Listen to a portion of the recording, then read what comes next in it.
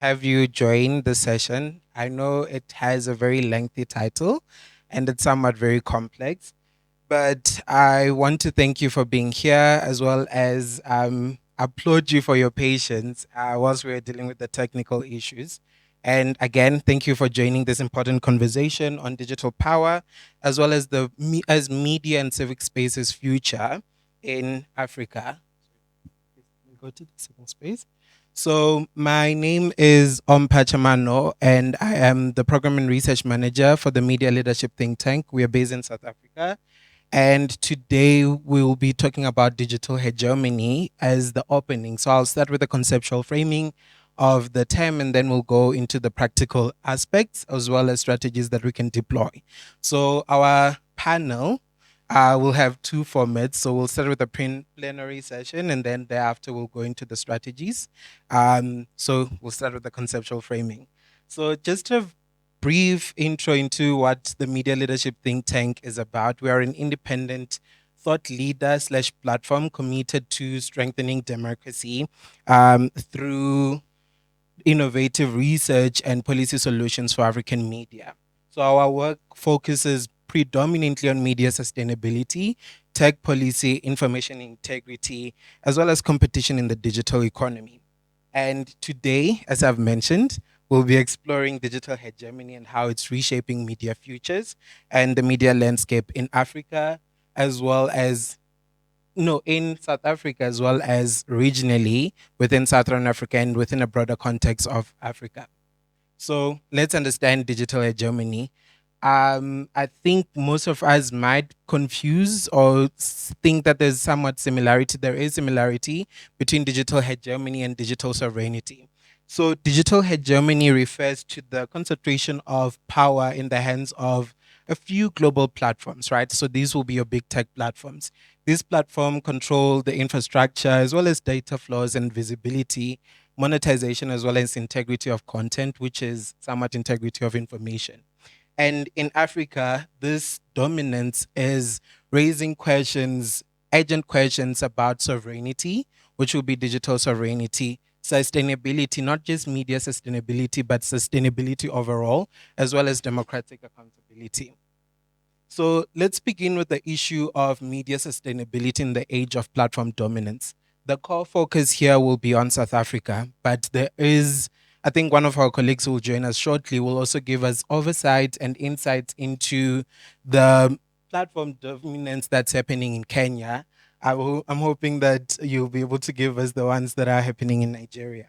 So, African media organizations are increasingly relying on big tech platforms such as OpenAI, Google, Meta, TikTok for distribution as well as engagement with audiences. And this dependency is coming at a cost. These platforms are extracting a disproportionate value from local content while offering minimal returns to the people who are creating the content. So, this will be your organizations, your institutions that are creating the content, as well as news media platforms, as well as news fluencers or anyone engaged in the digital economy. This, however, is important to note that it's not just an issue of business, or it's not a challenge of businesses. It's not necessarily centered on funding models, but it's centered on democratic values and aspects. Because whilst they're benefiting, we are also at a point where we are not necessarily benefiting from the content that we are producing. So this is, as I mentioned, has direct implication on democracy. And when local media is not necessarily able to sustain itself, we are at a risk, or we are currently experiencing the risk of losing diversity in the voices that we hear, as well as losing diversity in the voices that we hear, as well as the implication on investigative journalism and the ability to hold power, not just governments, but power in to account. So let's go to the South African case study, right? We understand that South Africa has started the pushback, but this pushback did not start now. But the prominence in asserting digital sovereignty started happening, or is much more had with the Media and Digital Platforms Market Inquiry, which is held by the Competition Commission, where they essentially investigated global digital platforms and how this is affecting competition and media sustainability, specifically within the South African context. So the findings are very stark. They have released a report which is about 200 to 300 pages, where they are and trying to understand the market dominance that's happening within the context of South Africa. So I'll just mention very briefly some of the insights which I find to be very interesting.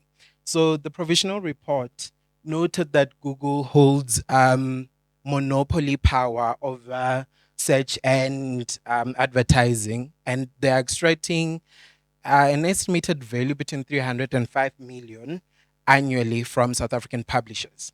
And within this, they also provided that platforms are promoting zero click content and, in a way, undermining monetization and reducing the visibility for local journalism. And similarly, the proposed various remedies, I'll only mention three, which is the mandatory payment to publishers. I've mentioned the value between 300 to 500 annually for a period of 5 to 7 years. And similarly, they are proposing that there should be algorithmic changes to favor local content, as well as regulation of ad tech and AI powered searches. So, as I've noted, sorry, we're still on that slide. As I've noted, this somewhat marks a landmark, is a landmark moment, right? But it's not a moment that started now. It's a moment that has been beginning, but we're starting to see the results now. It signals that African regulators are willing to challenge digital extractivism as well as demand fairer terms for local media. But this is not just an issue for media only, but it's an issue overall for all of us as CSOs. So let's look at the framing of the, yeah, next slide. Let's look at the framing of the MDMPI. What was unique about it? So the MDMPI recognized and moved towards a rights-based governance framework. So the framing is unique in that it's not only focused on market distortion, but it's also about constitutional rights. The inquiry recognized that journalism is a public good, and it linked platform harms to issues or to the it linked platform harm to the implicate it linked platform harm to freedom of expression as well as access to information. And by virtue of this, we understand that once we have those two terms, we now can call for transparency, accountability, and structural reform. They do not only propose voluntary measures, and that's something that we should note and somewhat incorporate within our local context. They also had a shift from economic regulation to one which is rights based. As the Competition Commission, you wouldn't entirely anticipate or expect them to focus on human rights human rights on and not necessarily on the economy. This served as a reminder that platform power is not only about economics, right? It's also about representation, sovereignty, as well as the future of democratic media systems in Africa. So within this framing, right, I mentioned that they are somewhat proposing that Google pays 300 to 500 million annually to South African publishers. Google had responded before the provisional report, and they had started establishing a digital news transformation fund. And this fund allegedly is somewhat not going to have Google's involvement in it. But there have been instances where people are being trained through the Google News initiative. And as such, they're using Google News, Google Workplace. And by virtue of that, the independence of the fund itself, in as much as the fund is contested, is now brought into focus. If we are now, or if people are now being taught on Google Workplace, does that necessarily mean that Google does not necessarily have independence, or there's independence, or is there somewhat platform dependency again? So they're just recreating new challenges in unique ways where it's not necessarily direct or it will have a direct implication. But let's look or let's move away from the idea of digital sovereignty, right? Let's now look into other ways in which countries are somewhat asserting their dominance within the global sphere. So we have data sovereignty and the WhatsApp enforcement notice, which was held by the information regulator in South Africa. So the information regulator essentially found that WhatsApp was unlawfully processing personal data, and it was offering weaker privacy protections to South African users as compared to those who are living in the EU. And they're failing to obtain consent. So the regulator or the IR then ordered Meta slash WhatsApp to revise its privacy policies or face fines up to 10 million. And this was a bold assertion of data sovereignty within the context of South Africa, right?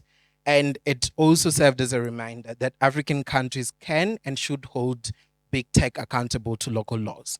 But this is not only happening in South Africa. I think in the first slide, I placed South African brackets because I can only speak on the South African experiences and not necessarily speak on other experiences. But within big tech, and what has been happening is that there have been threads that are being placed by big tech. In Brazil, there were similar threads with X, and then X then later moved, and then later came back to Brazil because they needed Brazil. But what's happening within the context of African states is that we are all negotiating with the same people on the same table, but in different manners. But there's no concerted efforts from us, and we are in essence pinning ourselves against each other. So it's always Southern Africa versus East Africa versus